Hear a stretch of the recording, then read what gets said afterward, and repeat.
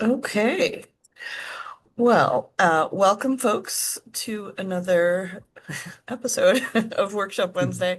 I'm Jen Slattery with the League of Cities and Towns, and we are very excited today to host our friends from EqualisGroup.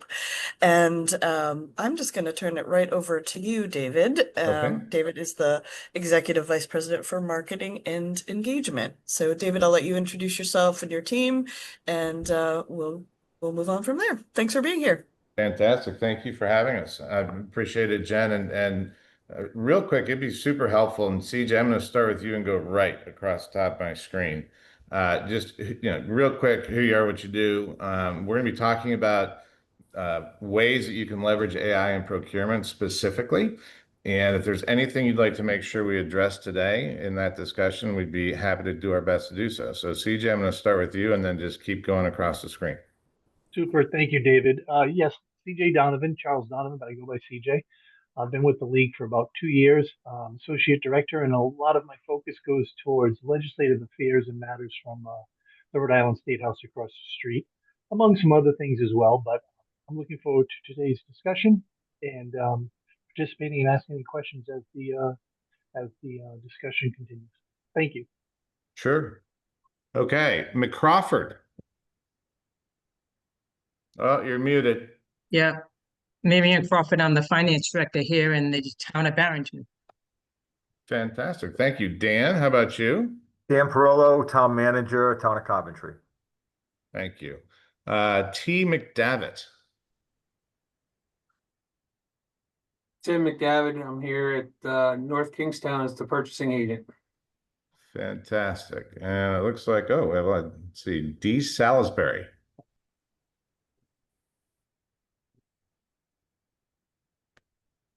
We'll have to come off mute for us to hear you.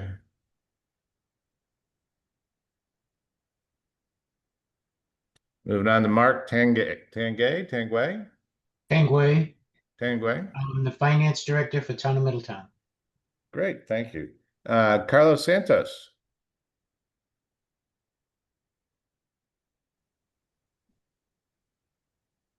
No. Sorry about that. Yeah, I'm the purchasing agent for the town of Smithfield. Very good. Thank you, Carlos. Randy Rossi.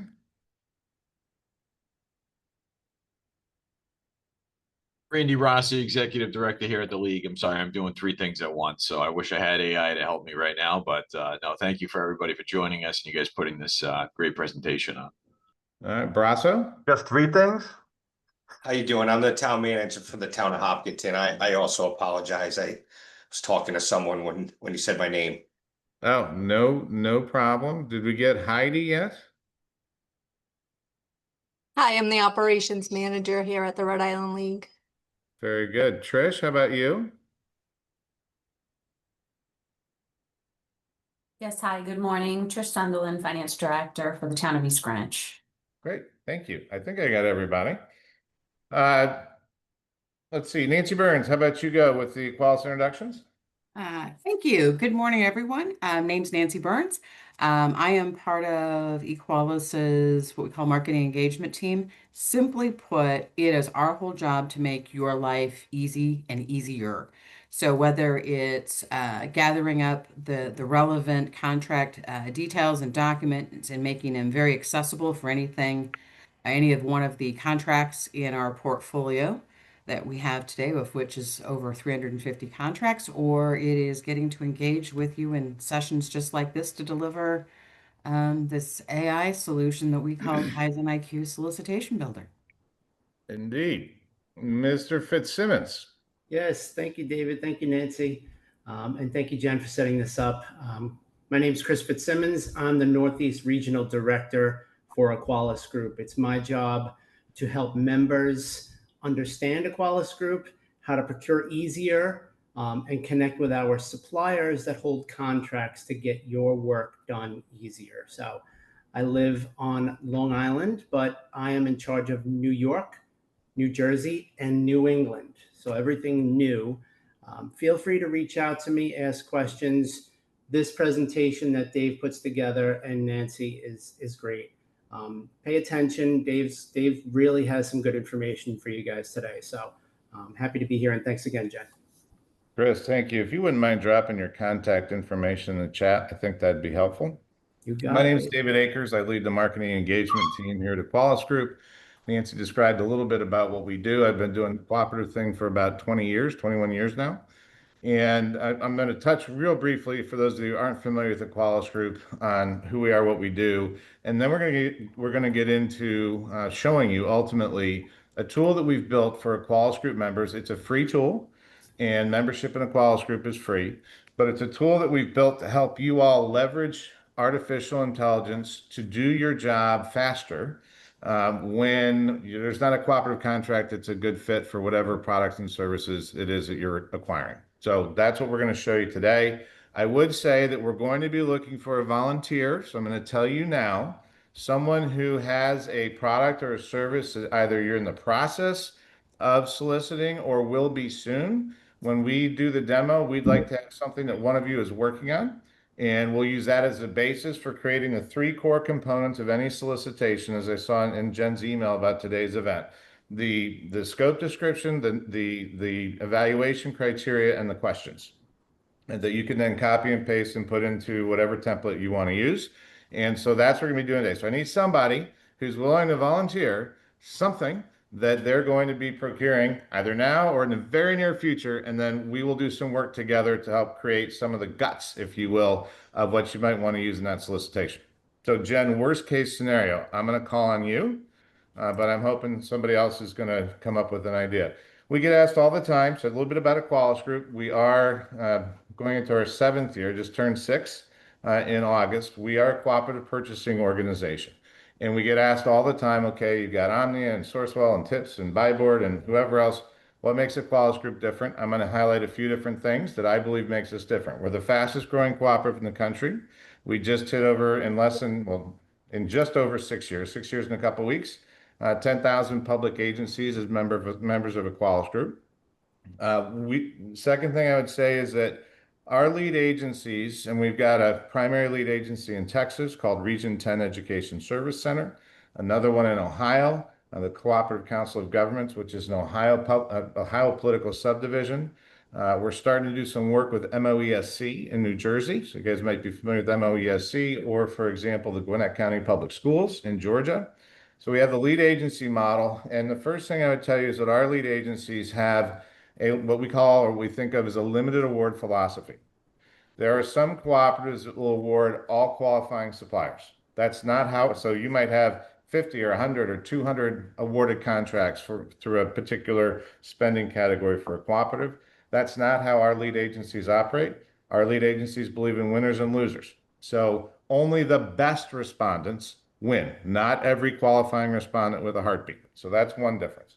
A second difference is that as our lead agencies are going through the solicitation and contracting process, they are paying attention to 3 different levels of compliance, all of which, to Nancy's point earlier, we have supporting documentation for. So if we're talking about, for example, Region 10 ESC in Texas, first and foremost, they got to make sure that when they are procuring, awarding, and entering into contracts, that they're meeting all the applicable Texas statutes. Secondly, there are different rules in the other 49 states. Could be publication rules, could be certain documents that are required for a particular state in order for public agencies in that state to use a cooperative contract. So our lead agencies are working not just on the compliance in their state, but in the other 49 states. And then the third level, which certainly is always important, the importance was very much highlighted in the wake of COVID when the federal government awarded $635.1 billion to state governments, local governments, K-12 and higher ed across the country, that you cannot spend federal dollars you've received through contracts, whether you own a state term contract or a cooperative contract, unless that contracting and procurement process met uniform guidance requirements. So our lead agencies also look at federal requirements. I can tell you, starting about 18 months ago, the lead agencies also incorporated FEMA requirements. So as they go through their contract cycle, which is typically 5 years, so we're 18 months into the 5 years. So within about 3.5 years, our entire contract portfolio will be uniform guidance compliant, which it is today, but also FEMA compliant. So compliance is a big deal. And then the third thing, at least the guy I can see on my screen right now, is what we call our member engagement team. And so one of the things that we heard as we were putting EqualisGroup together, a frustration that we heard from members and awarded suppliers alike, is they never hear back from a cooperative. They don't know who to call at a cooperative. They've never met anybody from a cooperative. And so we pride ourselves at EqualisGroup on being incredibly responsive, one, but two, we've put together a team which is about to be 8. I think last week or 2 weeks ago it expanded to 7, and it's about to be 8. But we have a team of folks like Chris, who, whether it's for our members or for suppliers, have geographic territories. As Chris said, he's the news up in the Northeast. But every single Equalis member has an individual. You can see him right now. An individual. You have his cell phone number, you have his name, you have his email address, and his job is to be responsive and to help you. So you never have to question, who do I call at EqualisGroup? Ever. And if Chris doesn't know the answer, he usually does. But if he doesn't know the answer, then he's going to tap the right person in the rest of the organization to help you out. And so that level of service is unparalleled in the cooperative industry. The last thing Dave, let me just mention Yeah. one thing. So that's my cell phone. And I know sometimes board meetings come up, you need an answer. You can text me at any time. If I'm awake and my phone's in my hand, I will answer you. So don't hesitate. Working hours, whatever you need. If I don't have that answer, Dave's going to get a text at the same time. So we're going to work together to get that answer for you. So I got one of those yesterday, as a matter of fact. Of course. So just accessibility, like Dave Right. said. Any questions, we're here. Sorry to jump in. Oh, no, I appreciate that. Of course. So the last thing I would say, and this leads into why you might ask yourselves, why would a cooperative purchasing organization whose business it is to establish and promote already procured, publicly solicited, competitively solicited, whatever terminology you want to use, contract, why in God's name would a cooperative put together a resource that enables its members to more easily do their own bidding and RFPs and potentially not use cooperative contracts? I think that's a fabulous question because I asked it of myself. And so on behalf of all of you, and the answer is for 2 reasons. One, we don't view ourselves as simply a cooperative. We view ourselves as a partner for public procurement professionals. And in that vein, I think you could take every contract that exists from every cooperative that's out there, national, statewide, regional, local, whatever. You could put them all together.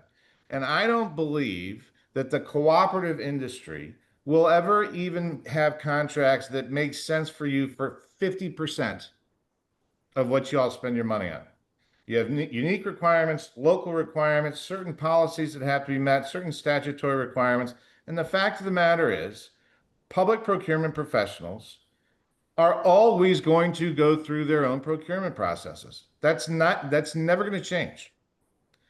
And so the question we ask ourselves over and over again, and we have our annual leadership retreat next week, as a matter of fact. And so the rest of the leadership team and we're going to get together. And one of the questions on the agenda, which I was looking at last night, is in what ways can we provide more value to public procurement professionals who are the folks that we serve? You, all of you. And I don't think you're ever going to hear that from another cooperative. Ever. Because other cooperatives just want you to use their cooperative contracts. So with that said, let's dig in. I'm going to talk a little bit about AI. Jen, if you would confirm that you can now see my screen. Oh, where did you all go? Yes. Of course, I lost all of you. Let's try this again. Okay. Yes, So you can see what beautiful. the title of this deck is today. We are going to send all of you a copy of this deck and some of the links and the resources that we're going to show you today. I believe Jen may have the ability to send out a link to a recording of today's session. And we'll also send you all a copy of the deliverables that we put together when I have that lucky volunteer / victim who is going to help us. So you can see briefly we're going to talk about. But I will tell you, when I first started hearing about generative AI and large language models, I had a flashback to my childhood. Skynet taking over the world, If you grew up, if you're younger than I am, Matrix, and being human beings being food for artificial intelligence. And so I think there's a lot of fear around artificial intelligence. It's something that's different. And I would argue that we are in the midst of a revolution. And so if you think back to other significant revolutions that have affected society, so in fact, not just this country, but across the world, think about electricity.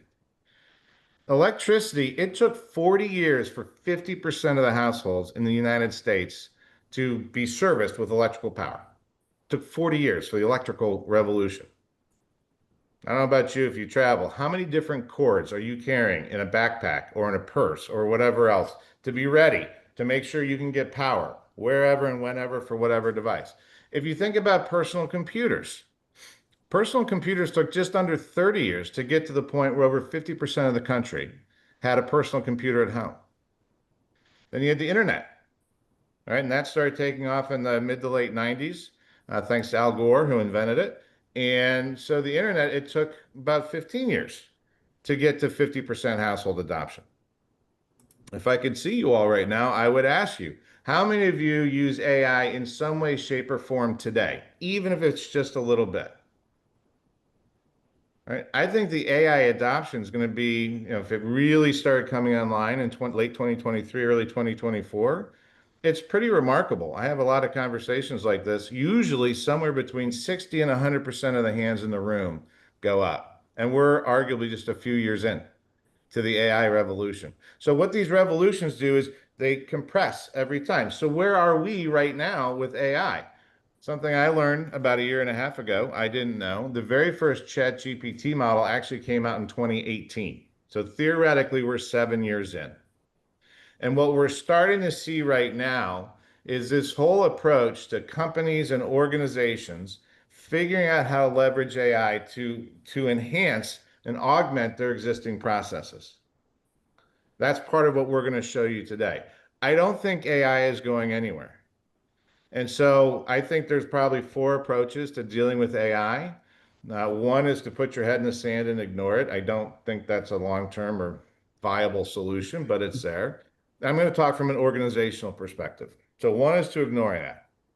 2 is everybody who works within an organization or on a team or in a department, scattershot does their own thing. So Jen uses Grok, and Nancy uses Perplexity, and Chris uses Copilot, and I use ChatGPT, and Brasso uses Claude, and we're all doing our own thing.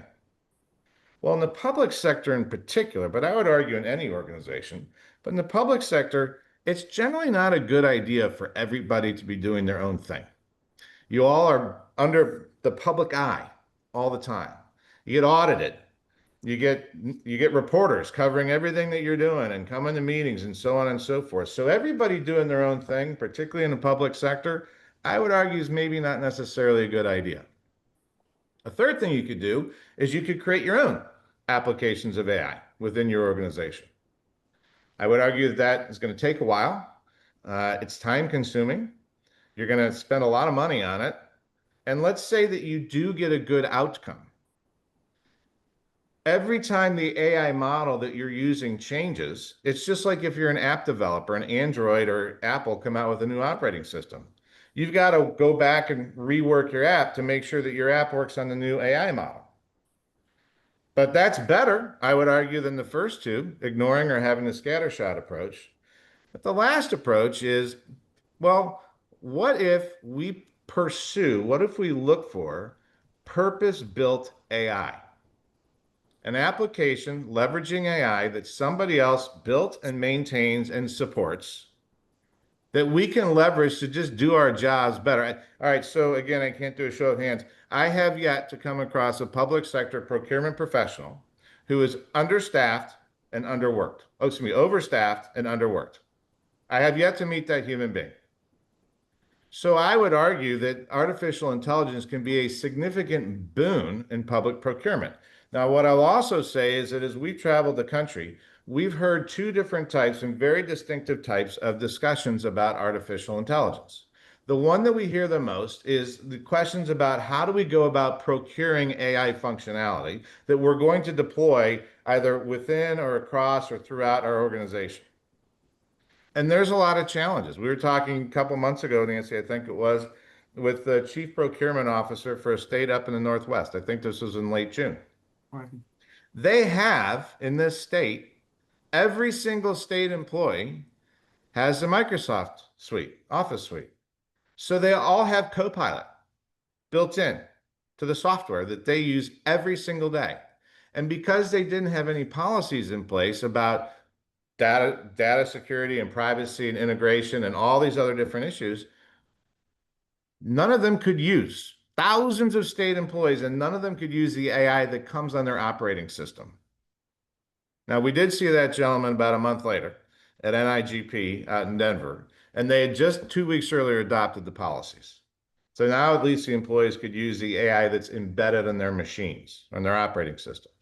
But we hear this conversation. The bigger the organization is, I think the more challenging the conversation about deploying AI becomes. But the other side is, and this is the path that we went down, the other side is, well, what if we leverage AI to support our procurement function?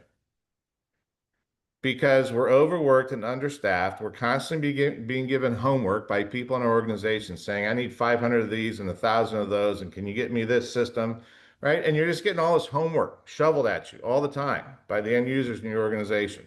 So that's the path that we started going down, answering the question on behalf of our members, in what way can we leverage AI within and across the procurement function to help our public procurement professionals be able to do their job better and faster, and actually do more with the less that all of you seem to have today. So that's the approach that we went down. And when you have a purpose-built tool, there's a tremendous number of advantages. In the public sector, that consistency is a big advantage. That ability to create a better scope, because you don't have time to spend 2 weeks researching every single thing that you need to buy. Let's be honest. There's going to be some things you know a lot about that industry, and there's other things like, I don't know. I'm going to do some research. I'm going to see if one of my colleagues put together a bid or a solicitation. I'll repurpose that. The point of a purpose-built tool is that, and you see at the bottom line, we're not replacing procurement professionals. We're empowering our members to deliver better outcomes faster. And so what we did, starting in October of 2023, when we decided, hey, we're going to figure out how we can leverage AI to enable our procurement professionals to do their jobs better and faster. What we did, starting at the bottom of the iceberg, working up, we pulled together a group of almost 30 people, including nearly 20 long-standing public procurement professionals. We did a lot of planning. One of the big things that came out of it was, challenge with using AI just yourself is you got to sit there and figure out how to prompt the AI to get what you want. And one of the big things that this team of professionals said was, we don't want to have to sit there and do prompting. I just want to be able to say, I need goats for landscape maintenance, and that's all I have to put in the system. And so that was a huge, huge piece of the requirement development. They tested numerous different AI models. They developed and tested hundreds of different prompts. In total, you had this group of nearly 30 people over the course of 14 months invest thousands of hours in putting together what we call Kaizen IQ Solicitation Builder. And so I think I'm going to show it to you. So I hope one of you is ready to be a volunteer, because here we go. Where is it? So I am logged into Kaizen IQ Solicitation Builder right now. I am logged in as the town of Westerly, Rhode Island. So I'm impersonating Westerly, Rhode Island. Hope nobody finds that offensive. But why is that important? Because for two reasons. One, where you're located in the country has a pretty significant impact sometimes on what you need to procure. In the north, we have a thing called snow. In the south, we don't. There's differences, right? So one is location is really important. The second thing is the type of agency you are. So if you're procuring if you're procuring tires and you're at a township, your needs are going to be a lot different than that of your school district when it comes to tires. So what we do is we create, if you will, a master account for each one of our members. And so anybody who works at that particular agency, their individual profile is tied to that agency and the type of entity and the location, because type and location are going to have an impact on the output and the solicitations you put together. So I'm on the main landing page for Solicitation Builder. You can see we've got a button here for active. These are solicitations that I've started working on but haven't finished. So you can always come back to your work. Someone calls you, somebody interrupts you, it's time to go home, it's time to get to the kids' soccer game, whatever it might be. You can always start your work and you don't have to finish it in real time. But we also have a close tab. And the close tab is all those core components of a solicitation. Again, the scope description, the evaluation criteria, and the questions that we've taken all the way through the process. But I can go back, and if something new comes to light, I can edit and revise and generate new output. Or if it's 3 years later and I've got to go back out to market, I can see what I put together last time and then make changes to it rather than starting from scratch. But here's the fun part, create a solicitation. So I'm going to click on that. Do we have any volunteers? Anybody who's going to be procuring something soon or is procuring something now? I'll be quiet. I'll look in the chat too in case people don't want to come off mute, but come off mute.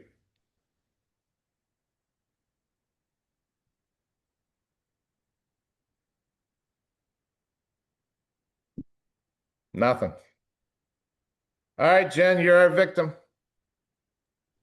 Okay, well, with 400 miles of coastline here in Rhode Island, I'm going to say Westerly needs a new police boat. Police boat, fantastic. And you gonna do a bid or an RFP for that? Let's do a bid. Okay. Now we can, just real quick, we can stop right here. If we want. And this is all you need to, and the input scope value screen, which is step 1 of 5. We're going to put in the initial scope values, and then we'll generate a scope description. And once we've got that where we want it, we'll do evaluation criteria, and then questions, and then next steps. That's it. It is a very simple process. If you want to put information in, like your publication date, what your budget is, in this case, annual spend, hey, you know, I don't even know, what, $300,000, $1 million. I don't know what a police boat costs. If you want, you could put in current and potential suppliers. If you do that, all Kaizen IQ is going to do is use that information to go look at it. It's like providing a direction. So Kaizen IQ is going to go and look at those companies and see what they do and what they offer, and then use that information to find other similar countries and also learn more about the industry. You can leave it blank. It doesn't matter. What I can promise you is if you put in the name of a current supplier, it's not like the output that comes out of Kaizen IQ is going to be, you know, thumb on the scale weighted for that supplier. It's information only. I will ask, in the additional details, is there any, like, is there a certain size you need, a certain, you know, got to be able to hold X number of police officers, or have the ability to go however many hundreds of miles a day? I don't know. What are you thinking about? Anything you'd like to give some more specificity, or just want to leave it general?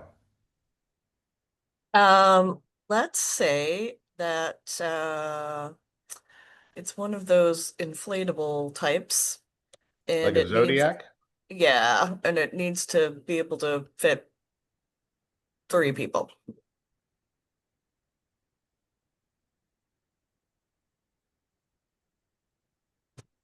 Now, what I can tell all of you on the phone, let's say you have a, I don't know, a local preference policy, or let's say you're looking to do some kind of disadvantaged business enterprise focus, or there are particular statutes that are relevant, or you're buying equipment that needs to be ISO 9000 certified. You can reference all of those requirements right in here.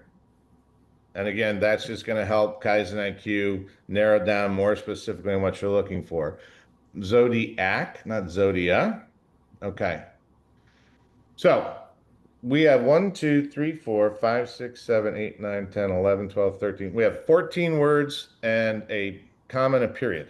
That's all we're putting in to the input scope values. Nancy, I'm going to hit continue. What is Kaizen IQ doing as we see the little thinking dots that are going to come up across the top of the page? Assuming continue works. There we go.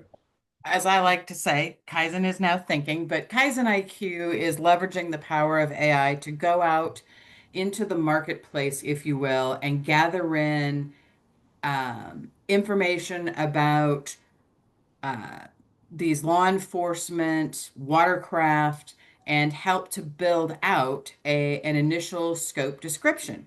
So everything from the potential needs of the city, as well as product specifications, if you will. I always find it very interesting when Kaizen IQ goes out and does this, I'll call it data scrape. I'm always blown away by the amount of information that Solicitation Builder comes back with. Things that that I wouldn't have thought of. You know, I'm a flatlander. I'm not near water. So if I was to write this solicitation, I'd be like, I don't even know where to start. And so it gave us back some good stuff. Now, so here's what I'm going to do real quick. I'm going to just scroll through so we can get a sense of I'd look at the capitalized to get the capitalized terms so you get a sense of the different categories. And then I'll pause in a couple spots and give everybody a chance to read. So we've got general requirements, vessel specifications, construction materials, equipment and accessories, engine compatibility, documentation and training, and then training. Oh, that's right. Warranty and service, delivery requirements, compliance and standards. So those are the initial categories. So I'm going to just scroll back up to the top and I'll probably move twice just to give people a chance to read through. If anybody, Jen, if you see anything that stands out to you that maybe you wouldn't have thought of. Which would be most of it. This is about the depth of my creativity here. Nice. Well, so we had 3 people. So minimum weight capacity, 300 pounds, right? So for 3 people and equipment and so on and so forth, we've got some proposed sizes here. Now I'm going to guess these sizes, a 13-foot length and so on, and being with the 6 feet is probably tied to the 3 adults. So if you had instead said, hey, we might have to put a whole squad out there, then the boat configuration is going to come back larger. Going to be on the water, so we want UV resistant coating on all exposed surfaces because there will be sunlight. 4 separate air chambers because you wanted an inflatable boat and we don't want the boat to sink easily. Cool. Chris, you're a boat guy. Why am I doing this? What stands out to you? Mister, you have a dock in your backyard? Right. Well, I think the first thing I noticed was minimum of 13 feet. So it's just saying, what you need at least.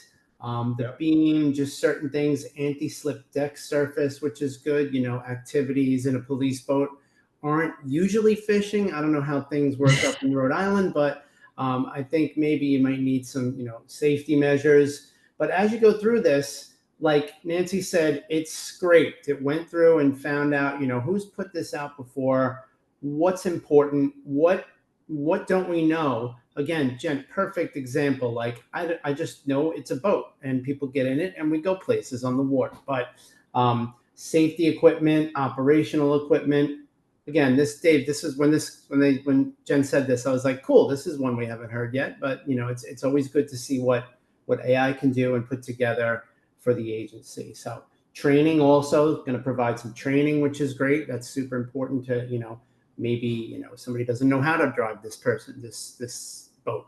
We need that. We need somebody to help us. Service, warranty, that's coming up next. They put that together, which boats need service pretty much every half hour of their life. So, I mean, that's going to be important. He's not better. Yeah, exactly. Yes. The best boat you can have is when your friend has one or something. Yeah, like somebody else's, Yeah. right, Dave? Yeah, exactly. Yeah, So I was with friends this here's what weekend. here's what I want to do. I do want to show everybody that there's 2 different ways you can make changes. So let's say, for example, I want to make a simple edit. And I know that I want a minimum length of 18 feet, not 13, just based on my experience, right? So I could make that change real quick and then just click save. And now if we go back up, you'll see that we've just said it's got to be 18 feet long. The boat has to be 18 feet long. one of the things that I noticed was the scope doesn't include an engine. Chris, do you normally buy an engine with the boat, or do you sometimes separate out and buy your engine separately? The Zodiac is usually built custom. So you've got the inflatable portion, the parts and smarts, and then you add the $30,000 engine because that's usually the most important and expensive part. But sake of discussion, let's say that, you know what, I want to be one and done. I want turnkey operation. I can go down in here and click on refine scope, and it's just like engaging with ChatGPT, where you look at the first iteration that ChatGPT gives you and says, I need you to have whatever. I'll say it this way, what I call stylistic changes, more detail, less detail. I want narrative format. I want bullet point format, whatever it might be. That would be more of a stylistic change. I want to make a substantive change. So what I'm going to say to Kaizen IQ is we want a turnkey purchase that includes an engine with specifications that are compatible with police boat utilization. So now I'm going to say generate. And what Kaizen IQ is going to do is it's going to take the existing scope that we already have written. We've changed it to 18 feet, by the way, in terms of the length. And Kaizen IQ is now going to change the entire write-up. So we're rewriting, not just doing a couple edits. Kaizen IQ is rewriting the entire scope description to include, hey, we want turnkey. And we want this acquisition to include a sufficient engine. And so you can see, instead of having the blue dots up here, we've got the little spinning circle over here. And what's going to come back, by the way, will just be just like you're having a conversation with a chatbot. All of the original content will be at the top, and then we'll be able to see the change that was requested, and then we'll see the rewritten content. So you can always go back to the original, and you can go with, oh, okay, I like what these changes are. So here we are. So again, if I go all the way up, here's our original response with the 18 feet. If I start scrolling down through the conversation, here's the change that we asked for. And then here we didn't have Hippolon CSM or PVC fabric material before with the 1100 DTEX rating. That wasn't in there. Now we're up to 5 independent air chambers, probably because we went to 18 feet instead of 13. Mm-hmm.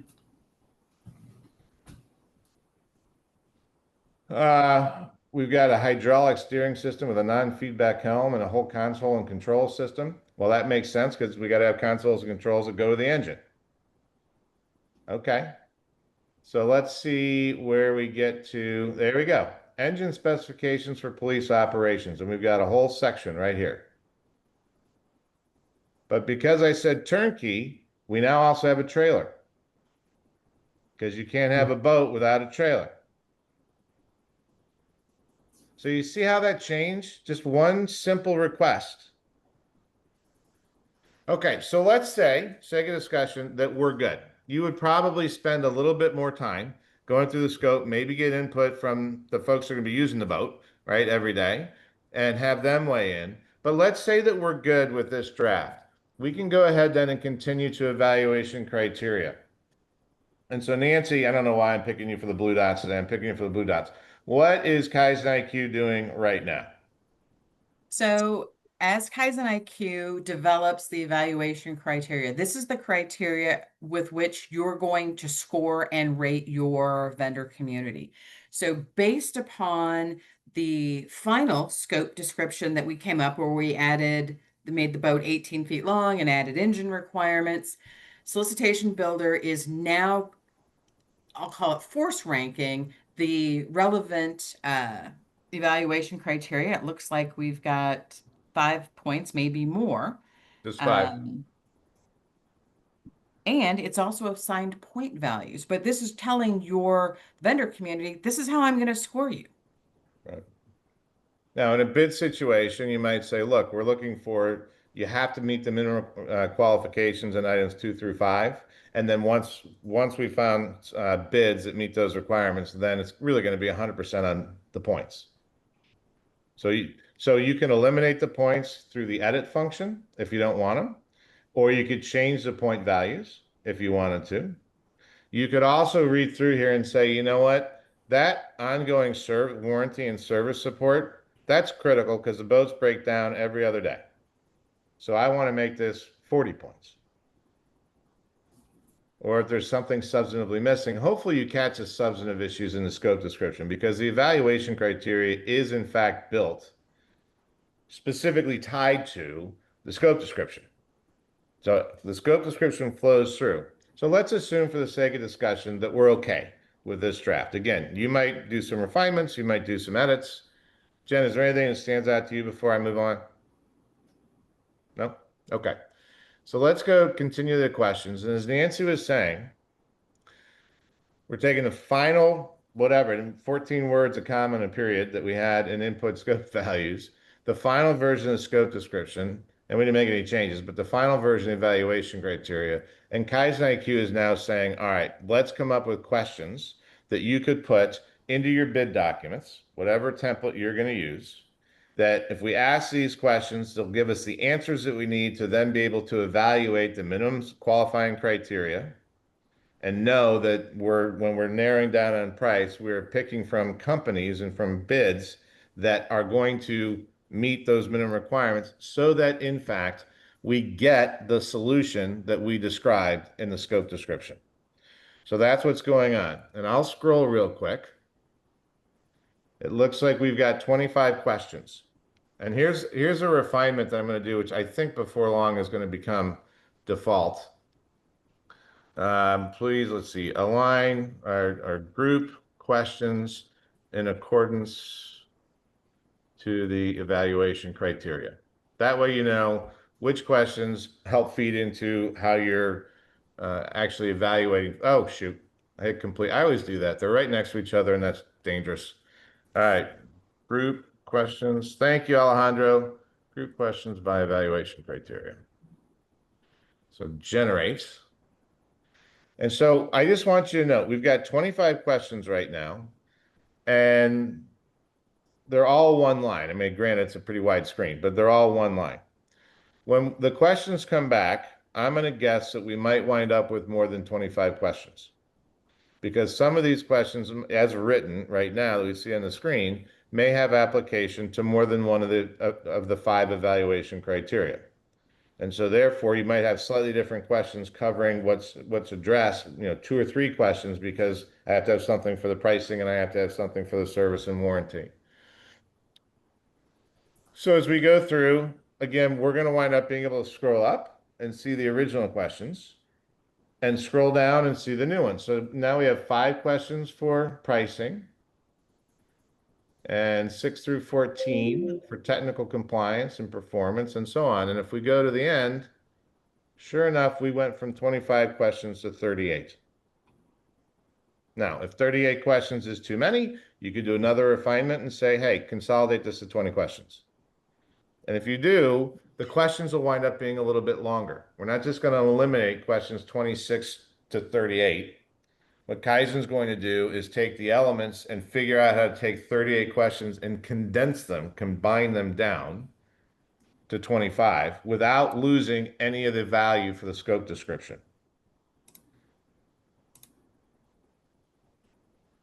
So let's say that we're happy, right? Let's say that we're happy. So we go ahead and hit complete. And a couple things that you can do here. First of all, you can go ahead and export the final product.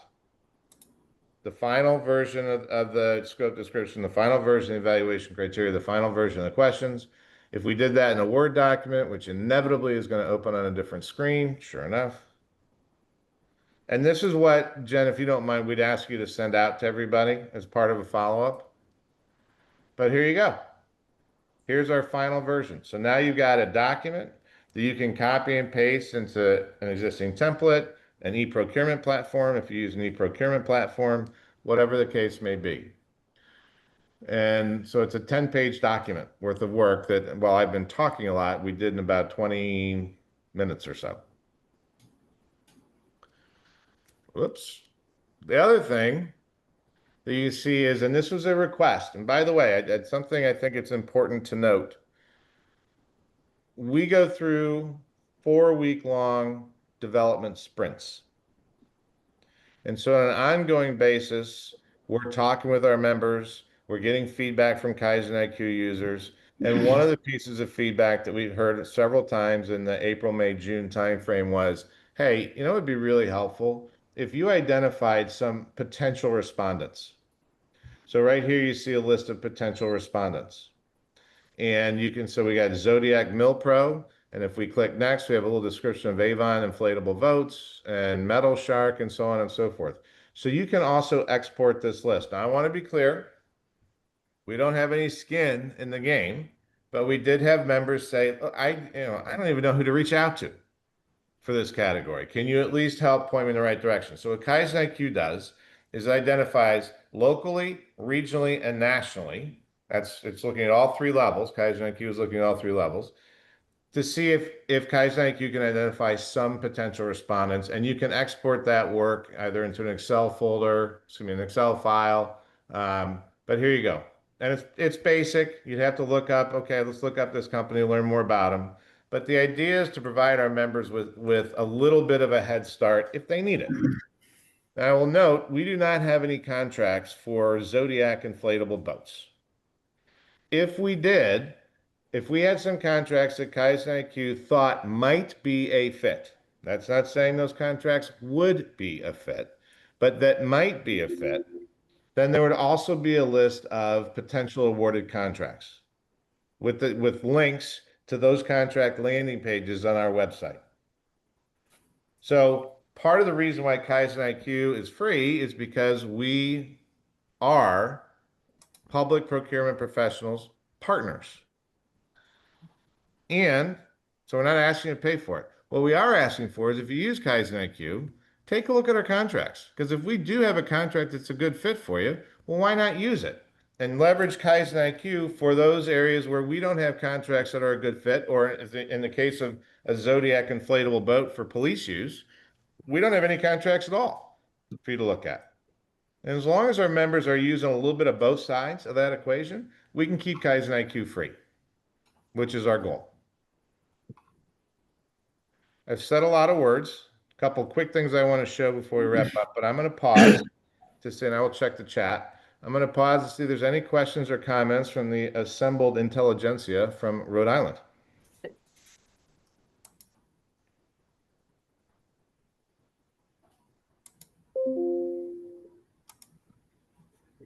Okay, hearing none. It's too easy, Dave, right? It is pretty easy. Oh, one other thing. If we go back to the initial landing page, I've got active and closed. Here's another request that we heard from our members. And I think the police boat, Jen, thank you, is a great example. I'd be willing to guess that the folks who are in the on-water operations in the police department know a lot more about what exactly they need in a police boat than you do in procurement and operations and administration. So one of the questions that we got was, hey, is there a way that we can share our work? And the answer is yes, because we tie the agency to your Equalis member ID. And then if Jen, Nancy, and Chris all work for the town of Westerly, their individual user credentials will be tied to the town of Westerly account. And so everybody who has Kaizen IQ credentials will see the same active and closed solicitations. So imagine this future. Like today, I'd be willing to bet that you all often feel like you're getting homework assignments from your end users. Jen, I need a boat. For what? Chris? Well, because we got to replace our police patrol Zodiac. And so you probably, I'm guessing, have a form that you give to the end user and say, hey, well, can you fill out this information? That'll really help me narrow down what I'm looking for. And you probably have some people that are really good at defining precisely what they need. And you probably have some people that, let's be honest, aren't so good at it. And so what is that whole interaction? First of all, it's a homework assignment. Even something as simple as I need 500 laptops. Well, how much computing power and how much RAM, memory, and what size monitors? And do you want the little 10-digit keypad off to this? Like, it's homework. So imagine if the police chief or the lieutenant who's in charge of the water patrol, if he came to you and said, hey, Jen, I need to replace a police boat and I need it in 6 months. And you could say, instead of, hey, fill out this form, or let's go back and forth and back and forth and back and forth. Imagine if you could say, Chris, you log in to Kaizen IQ, you start creating the solicitation. You write the scope description that gives you exactly what you need. Engine or no engine, 13 feet or 18 feet, whatever. Then you go through the evaluation criteria and you decide what's most important to you to get the exact boat and setup that you want. And then you go through and look at the questions and make sure that we're asking the right questions. And when you're done, then send me a text. And I'll log into my Kaizen IQ and I'll open up your police boat solicitation and I'll just look at it from a procurement perspective. Imagine how much time that saves you, while at the same time, how much the likelihood that what you ultimately procure is going to meet your end user's needs. Because now there's an easy way for them to get exactly what they want without having to do a ton of research and without you having to do a ton of research. Because Kaizen does the work for you. All you have to do is read and react. That's part of the power of Kaizen IQ. It's not just for the procurement folks, but it's for all your end users who are constantly giving the procurement folks homework.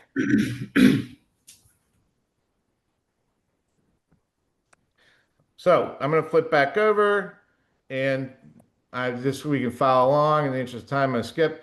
But here's some of the benefits that you get by using purpose-built, function-focused AI platforms and tools like what we've just shown you. It's fast, it's easy, it's consistent. You don't have to do a whole lot of work.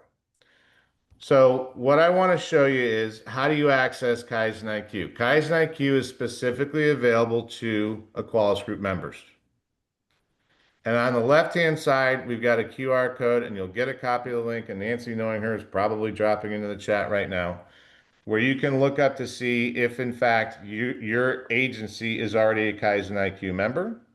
And on the right, we have a link and a QR code to how you go ahead and register for Kaizen IQ. And I will do this quickly because I know we're getting close on time. So I'm going to log out, and I'm going to click on this link right here. This is our member ID lookup tool. So what I'm going to do is I'm going to type in Westerly, and I'm going to go to Rhode Island. And Westerly is a local government. So I'm going to click on government. And by the way, notice as soon as we selected Rhode Island, you got a guy, Chris, email, cell phone. So let's search. And sure enough, it turns out the town of Westerly is a member, which is great. So now you know that you've got a member ID number. And actually, I should have done this on the registration link.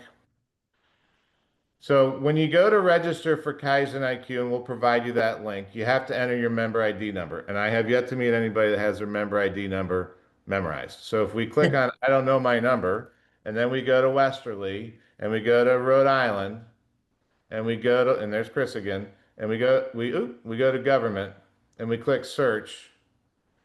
Okay, sure enough, Town of Westerly is a member. This is my agency. So you'd click on this is my agency. First name, last name, title, phone number, and please, please, please, your work address. It's really easy to see if you are legitimately employed at the town of Westerly, if you have a town of Westerly at whatever townofwesterly.gov or whatever it might be. You fill out these 5 fields, you click agree to terms and conditions, and you will get an email. So your username will be your work email address.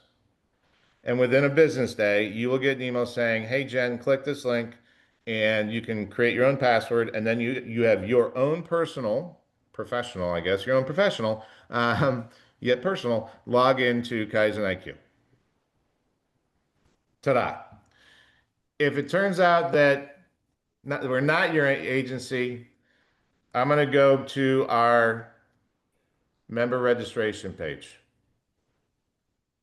And so we're at the EqualisGroup.org, and it's like we've clicked this button up here on the right. No cost, no dues, no obligations. You fill in some demographic information here, crazy things like town of Westerly and the street address and the website, phone number, your information. You check the box that says you want to become a member, and right here you can also click this little it's not a radio button, circle to say yes, I'd like my Kaizen IQ credentials. And when you click join, a couple things are going to happen. Every single person in our organization, CEO on down, is going to get a copy of the email that you get saying that you just registered for Equalis. So Chris now knows, so Chris can reach out to you and introduce himself. Within one business day, you're going to get an email with your member ID number. And the reason why it takes a business day is we want to make sure that somebody else has already signed up Westerly Township in Rhode Island, which is the same entity. So we just want one member ID per agency. And also within one business day, you'll get that email that says, hey, Jen, click here, fill in those, your first name, last name, whatever, and here's the link to get your Kaizen IQ password. So it's quick and easy. Nancy, we're running short. I know there's a couple things to touch on here. What are we talking about here? So we do regular cadence of demonstrations not in an intimate situation like this, where just anybody can come and learn about Kaizen IQ Solicitation Builder. As you can see by the dates and times on the screen, we've got a couple planned here in October. But additionally, we will do private demonstrations. So if